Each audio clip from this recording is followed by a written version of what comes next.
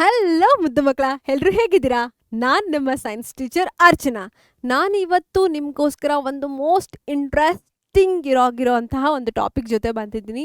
ಏನದು ಅಂತ ಹೇಳಿದ್ರೆ, ಯಾವುದನ್ನಾದ್ರೂ ನಾವು ಎಷ್ಟು ಫಾಸ್ಟಾಗಿ ಕಲಿಬಹುದು ಅಂತ ನಾನು ನಿಮಗೆ ಕೀ ಟಿಪ್ಸ್ ಮತ್ತು ಸ್ಟ್ರಾಟಜೀಸ್ ಜೊತೆ ಬಂದಿದ್ದೀನಿ. ಸೊ ಸೂಪರ್ ಫಾಸ್ಟಾಗಿ ಕಲಿಬೇಕು ಮ್ಯಾಮ್, ಓದಿದ್ದನ್ನ ರೋಬೋಟ್ ಥರ ಪಟಾಪಟ್ ಕಲಿಬೇಕು ಅಂತೆಲ್ಲ ಆಸೆ ಇರುತ್ತೆ ನಮ್ಮ ಮಕ್ಕಳಿಗೆ, ಬಟ್ ಆಗಲ್ಲ ಅಲ್ವಾ? ನಾವೆಲ್ಲ ಹ್ಯೂಮನ್ ಬೀಯಿಂಗ್ಸ್ ಆಗಿರೋಲ್ಲ. ಸೊ ಅಟ್ಲೀಸ್ಟ್ ನಮ್ಮ ಬ್ರೈನಿಗೆ ತಕ್ಕಾಗಿ ನಾವು ಕೂಡ ಸೂಪರ್ ಫಾಸ್ಟಾಗಿ ಕಲಿಬೇಕಲ್ವಾ? ಕೆಲವೊಂದು ಆಗಿರಲ್ಲ, ಓಕೆ ಒಪ್ಕೋತೀನಿ, ಬಟ್ ಕೆಲವೊಂದನ್ನ ನಾವು ಟ್ರೈ ಮಾಡ್ಬೋದಲ್ವಾ? ಏನು 2 ಅವರ್ ತೊಗೊಂಡು ಓದೋ ಅಂಥದ್ದನ್ನು ಸುಮ್ಮನೆ ಟೈಮ್ ವೇಸ್ಟ್ ಎಲ್ಲ ಮಾಡಿಬಿಟ್ಟು ಒಂದು 5 ಅವರೆಲ್ಲ ತೊಗೊಂಡು ಓದಿರ್ತೀವಲ್ವಾ? 10 ಮಿನಿಟ್ಸಲ್ಲಿ ಕಲಿಯೋದನ್ನ 1 ಅವರೆಲ್ಲ ಕೂತ್ಕೊಂಡು ಓದ್ತೀವಲ್ವಾ? ಸೊ ಅಷ್ಟೊಂದೆಲ್ಲ ಟೈಮ್ ತೊಗೊಳೋದಕ್ಕಿಂತ ನಾವು ನಾರ್ಮಲ್ ವೇ ಅಲ್ಲಿ ಯಾವ ಥರ ಫಾಸ್ಟಾಗಿ ಕಲಿಬಹುದು ಅಂತ ನೋಡೋಣ ಬನ್ನಿ. ಓಕೆನಾ? ಮೊದಲನೇದಾಗಿ ಇವಾಗ ಒಂದು ಸ್ಟೋರಿ ಅಂತ ಅನ್ಕೊಂಬಿಡಿ. ಓಕೆನಾ? ನೀವು ನಿಮ್ಗೆ ಇಷ್ಟ ಬಂದಿದ್ದ ಹೆಸರುಗಳನ್ನ ನೀವು ಕೊಟ್ಕೊಳ್ಳಿ. ಸದ್ಯಕ್ಕೆ ನಾನು ಸ್ಟೂಡೆಂಟ್ ಎ ಸ್ಟೂಡೆಂಟ್ ಬಿ ಅಂತ ತೊಗೊಂಡಿದ್ದೀನಿ. ಇವಾಗ ನಮ್ಮ ಟೀಚರ್ ಬರ್ತಾರೆ, ಸ್ಟೂಡೆಂಟ್ ಎಗೂ ಮತ್ತು ಸ್ಟೂಡೆಂಟ್ ಬಿಗೂ ಬಂದುಬಿಟ್ಟು ಒಂದು 100 ಪೇಜೇ ಕೊಡ್ತಾರೆ ಅಂತ ಅಂದ್ಕೊಳ್ಳಿ. ಒಂದು 100 ಪೇಜ್ ಇರೋ ಅಂಥ ಒಂದು ಬುಕ್ಕನ್ನ ಕೊಡ್ತಾರೆ. ಓಕೆನಾ? ಈ 100 ಪೇಜ್ ಬುಕ್ ಸೈನ್ಸ್ ಬುಕ್ಕೆ ಅಂತ ಅಂದ್ಕೊಳ್ಳಿ. ಓಕೆನಾ? 100 ಪೇಜ್ ಬುಕ್ ಕೊಟ್ಟಿದ್ದಾರೆ. ನಮ್ಮ ಸ್ಟೂಡೆಂಟ್ ಎ ಇದ್ದಾರಲ್ಲ, 100 ಪೇಜಲ್ಲೂ 100 ಪೇಜನ್ನು ಓದ್ತಾರೆ. ಆ ಮ್ಯಾಮ್ ಬಂದುಬಿಟ್ಟು 100 ಪೇಜ್ ಬುಕ್ ಕೊಟ್ಬಿಟ್ಟು 1 ಅವರ್ ಟೈಮ್ ಕೊಡ್ತೀನಿ ನಿಮ್ಮಿಬ್ರಿಗೂ. ಸೊ ಯಾರು ಕರೆಕ್ಟಾಗಿ ಓದ್ಬಿಟ್ಟು ನನಗೆ ಸಮ್ಮರಿ ಅಥವಾ ಓಕೆ ಸಮ್ಮರಿ ಅಂತಲೇ ಅಂದ್ಕೊಳ್ಳೋಣ, ಸಾರಾಂಶನ ಕೊಡ್ತೀರಾ ಅಂತ ಕೇಳ್ತಾರೆ. ಸೊ 1 ಅವರ್ ಟೈಮ್ ಕೊಟ್ಟಿರ್ತಾರೆ. ನಮ್ಮ ಸ್ಟೂಡೆಂಟ್ ಎ ಇದ್ದಾನಲ್ವಾ, 100 ಪೇಜನ್ನು 1 ಅವರಲ್ಲಿ ಮುಗಿಸ್ಬಿಡ್ತಾನೆ. 1 ಅವರಲ್ಲಿ 100 ಪೇಜನ್ನು ಓದ್ತಾರೆ. ಬಟ್ ಸಮ್ಮರಿ 7 ಕಂದ ಅಂತ ಹೇಳಿದಾಗ ಅವನಿಗೆ ನೆನಪಲ್ಲಿ ಇಟ್ಕೊಂಡು ಮ್ಯಾಮ್ಗೆ ಸಮ್ಮರಿ ಹೇಳೋದಕ್ಕಾಗಿರೋದು ಒಂದು 20% ಮಾತ್ರನೇ. ಇನ್ನು ಒಬ್ಬರು ಸ್ಟೂಡೆಂಟ್ ಬಿ ಅಂತ ಇದ್ದಾರೆ, ಸ್ಟೂಡೆಂಟ್ ಬಿ ಇದ್ದಾರಲ್ವಾ, ಅವ್ರಿಗೆ 100 ಪೇಜ್ ಓದೋಕ್ಕಾಗಿಲ್ಲ, ಬಟ್ 100 ಪೇಜನ್ನು ಮುಗ್ಸೋಕ್ಕಾಗಿಲ್ಲ. ಅವ್ರು ಎಷ್ಟು ಮುಗಿಸಿದ್ದಾರೆ? 20 ಪೇಜಸ್ ಮಾತ್ರನೇ ಮುಗಿಸಿರೋದು. ಓಕೆನಾ? 20 ಪುಟಗಳನ್ನು ಮಾತ್ರ ಓದೋಕ್ಕಾಗಿರೋದು. ಈ 20 ಪುಟಗಳನ್ನು ಓದ್ಬಿಟ್ಟು ಸಮ್ಮರಿ 7 ಅಂತ ಹೇಳಿದಾಗ, ನಿನಗೆ ಎಷ್ಟು ನೆನಪಿದೆ 7 ಅಂತ ಹೇಳಿದಾಗ ಅವರು 80% ನೆನಪಿಟ್ಕೊಂಡಿದ್ದಾನೆ.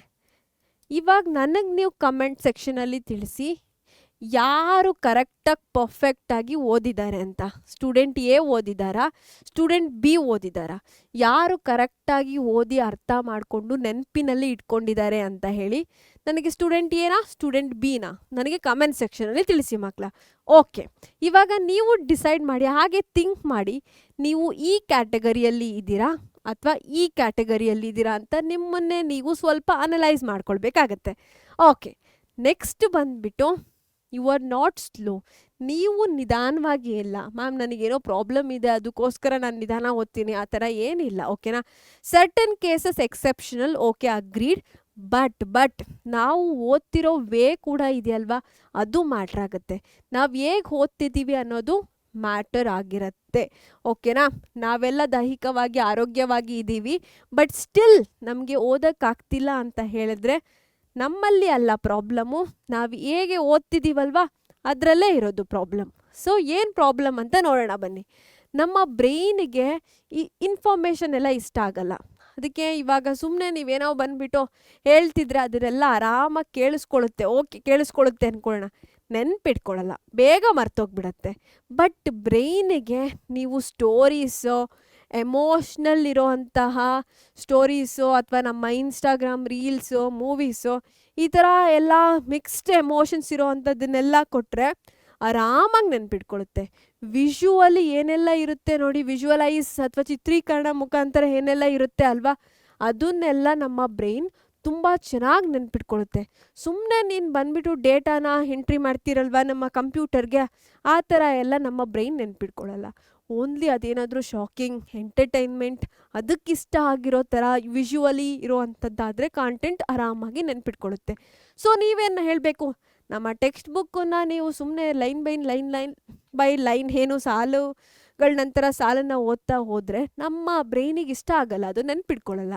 ಸೊ ನೀವೇನು ಮಾಡಬೇಕು, ಏನು ಓದಿರ್ತೀರ ಅಲ್ವಾ ಅದನ್ನು ವಿಷುವಲಿ ಕ್ರಿಯೇಟ್ ಮಾಡ್ಕೋಬೇಕು ನಿಮ್ಮ ಬ್ರೈನಲ್ಲಿ, ಆವಾಗ ಅದು ಆರಾಮಾಗಿ ನೆನ್ಪಿಟ್ಕೊಳ್ಳುತ್ತೆ.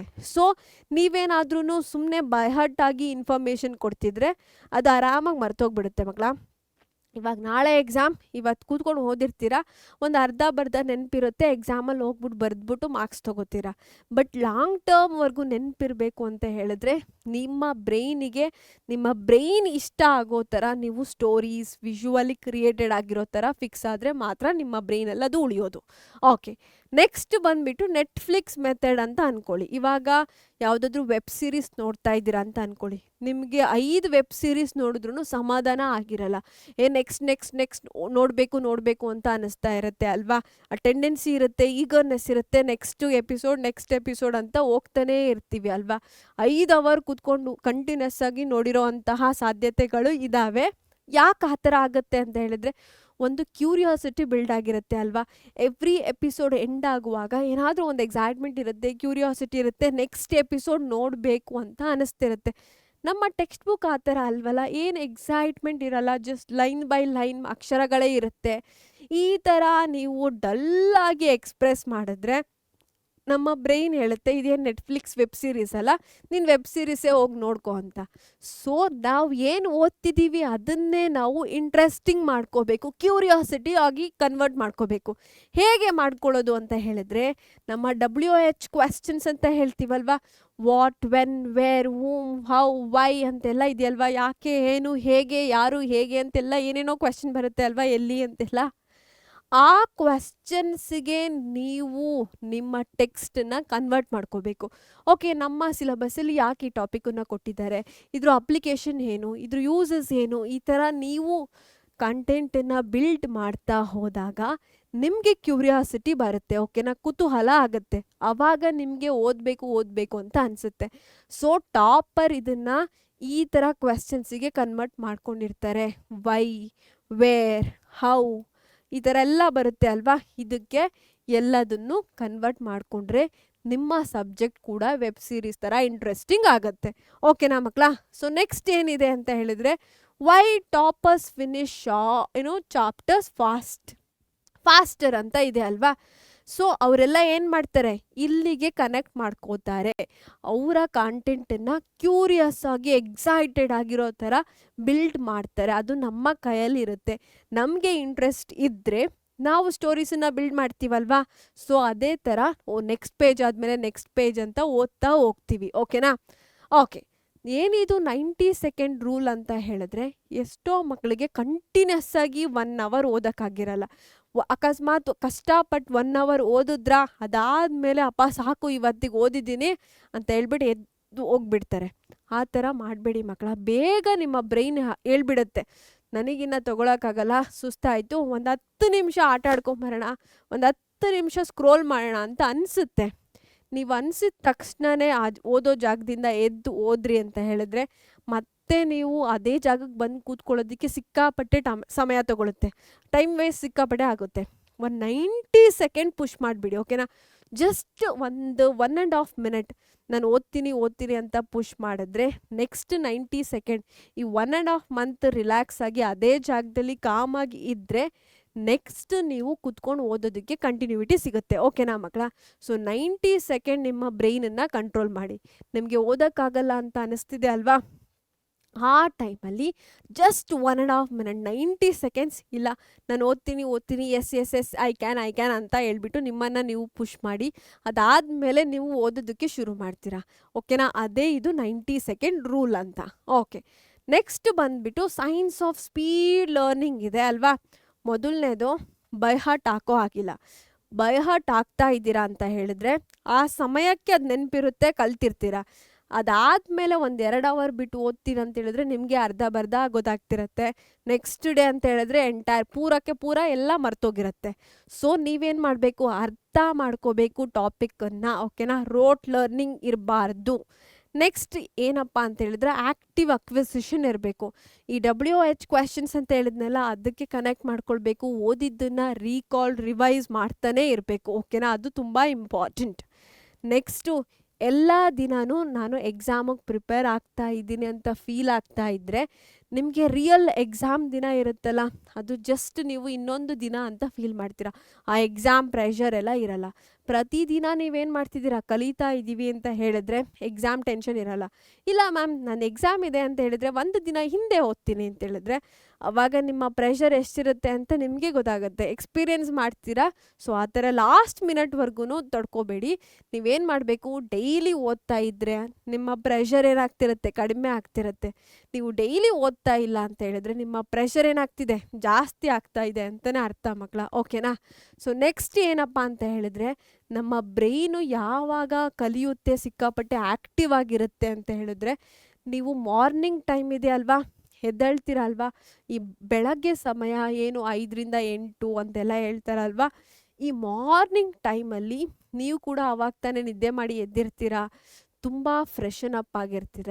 ಆಮೇಲೆ ಏನು, ತುಂಬ ಕಾಮ್, ಪೊಲೈಟ್, ಪೀಸ್‌ಫುಲ್ ಆಗಿರೋಂತಹ ಎನ್ವೈರ್ನಮೆಂಟ್ ಇರುತ್ತೆ. ಓಕೆನಾ? ನೆಕ್ಸ್ಟ್ ಏನು ಅಂತ ಹೇಳಿದ್ರೆ, ಆಫ್ಟರ್ ಎಕ್ಸಸೈಸ್ ಮಾಡಿದಾಗಲೂ ಕೂಡ ನಿಮ್ಮ ಬ್ರೈನ್ ಆ್ಯಕ್ಟಿವ್ ಇರುತ್ತೆ. ಯಾಕಂತಂದರೆ ಸಿಕ್ಕಾಪಟ್ಟೆ ಆಕ್ಸಿಜನ್ ಬೇಕಾಗಿರುತ್ತೆ ಬಾಡಿಗೆ. ಆವಾಗ ನಿಮ್ಮ ಬ್ರೈನ್ ತುಂಬ ಆ್ಯಕ್ಟಿವ್ ಆಗಿರುತ್ತೆ. ನೆಕ್ಸ್ಟ್ ಬಂದುಬಿಟ್ಟು, ನಿದ್ದೆ ಮಾಡಿ ಎದ್ದಾಗಲೂ ಕೂಡ ನಮ್ಮ ಬ್ರೈನ್ ತುಂಬ ಆ್ಯಕ್ಟಿವ್ ಆಗಿರುತ್ತೆ. ಯಾವಾಗೆಲ್ಲ ನಮ್ಮ ಬ್ರೈನು ತುಂಬ ಕಡಿಮೆ ಕೆಲಸ ಮಾಡ್ತಿರುತ್ತೆ ಅಂತ ಹೇಳಿದ್ರೆ, ಇವಾಗ ಮೊಬೈಲ್ ಯೂಸ್ ಮಾಡ್ತಿರ್ತೀರ ಅಲ್ವಾ, ಇನ್ಸ್ಟಾಗ್ರಾಮ್ ಈ ಥರ ಎಲ್ಲ ಲೈಟ್ನಿಂಗ್ ಇರೋ ಅಂತಹ ಮೊಬೈಲ್, ಓಕೆ, ಸ್ಕ್ರೀನಿಂಗ್ ಟೈಮ್ ಜಾಸ್ತಿ ಆಗ್ತಾ ಇದೆ ಅಂತ ಹೇಳಿದ್ರೆ ನಮ್ಮ ಬ್ರೈನ್ ಆ್ಯಕ್ಟಿವ್ ಆಗಿರೋದು ಕಡಿಮೆ ಆಗ್ತಾ ಇದೆ ಅಂತ ಅರ್ಥ. ನೆಕ್ಸ್ಟು ಜಂಕ್ ಫುಡ್ ಎಲ್ಲ ತಿಂತೀವಲ್ಲ, ಹೆವಿ ಫುಡ್ ಎಲ್ಲ ತಿಂದಾಗ ನಮಗೇನಾಗುತ್ತೆ, ಸ್ವಲ್ಪ ಡಿಸಿನೆಸ್ ಅಥವಾ ಸ್ಲೀಪಿ ಬರ್ತಾ ಇದೆ, ಮಲಗಬೇಕು ಅಂತ ಅನ್ನಿಸ್ತಾ ಇರುತ್ತೆ. ಅವಾಗೆಲ್ಲ ಓದೋದಕ್ಕೆ ಕೂರಬೇಡಿ, ಆರಾಮಾಗಿ ಮಲಗಿಬಿಡ್ತೀರಾ. ಓಕೆನಾ? ಸೊ ಅಂಥ ಟೈಮಲ್ಲಿ ಅವಾಯ್ಡ್ ಮಾಡಿ. ಬಟ್ ನಿಮ್ಮ ಈ ಟೈಮಲ್ಲಿ ಬ್ರೈನ್ ಸಿಕ್ಕಾಪಟ್ಟೆ ಆ್ಯಕ್ಟಿವ್ ಆಗಿರುತ್ತೆ. ಈ ಸಮಯವನ್ನು ವೈಸ್ ಆಗಿ ಯೂಸ್ ಮಾಡ್ಕೋಬೇಕು. ಸೊ ನಿಮ್ಮೆಲ್ರಿಗೂ ಸಿಕ್ಕಾಪಟ್ಟೆ ಕೀ ಟಿಪ್ಸನ್ನು ಕೊಟ್ಟಿದ್ದೀನಿ. ಯಾವಾಗ ನಮ್ಮ ಬ್ರೈನ್ ಆ್ಯಕ್ಟಿವ್ ಆಗಿರುತ್ತೆ, ಯಾವಾಗ ಲೋ ಆಗಿರುತ್ತೆ, ಯಾವುದೆಲ್ಲ ಮಿಸ್ಟೇಕ್ಸನ್ನು ಅವಾಯ್ಡ್ ಮಾಡಬೇಕು ಅಂತೆಲ್ಲ ನಾನು ನಿಮಗೆ ಕೀ ಟಿಪ್ಸ್ಗಳನ್ನು ಕೊಟ್ಟಿದ್ದೀನಿ. ಸೊ ಅದನ್ನು ವೈಸ್ ಆಗಿ ಯುಟಿಲೈಸ್ ಮಾಡ್ಕೊಳ್ಳಿ ಮಕ್ಕಳ. ಸೊ ನಿಮ್ಮೆಲ್ರಿಗೂ ಥ್ಯಾಂಕ್ ಯು.